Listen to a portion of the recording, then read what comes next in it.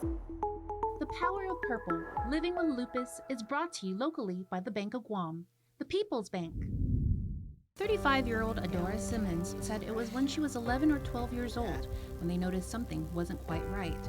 Normally, she would enjoy playing sports and climbing the trees, but she started coming home from school exhausted, sometimes sleeping through till the next day. I started having joint pains and fevers out of nowhere, some rashes on my hands and my face. And so my mom was like, no, this is not normal. So after tests were run locally, she flew to Hawaii where they confirmed her lupus diagnosis.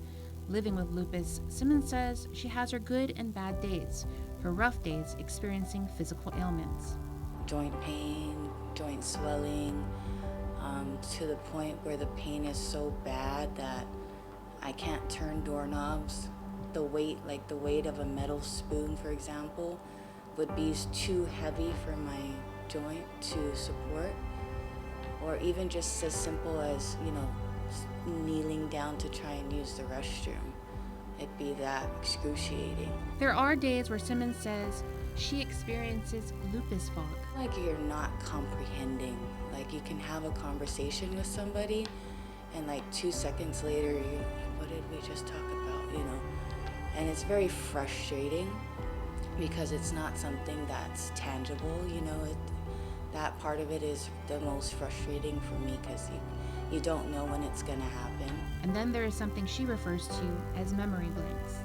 My sisters and my mom visited me one time when I was living in Seattle, and they were there for like a week. And I just have no memory of that, like absolutely no memory of it.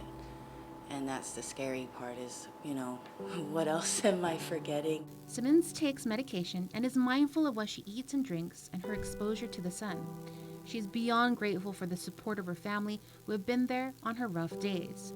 And with May being Lupus Awareness Month, is there anything she wishes to get out to those watching? I would like people to understand more that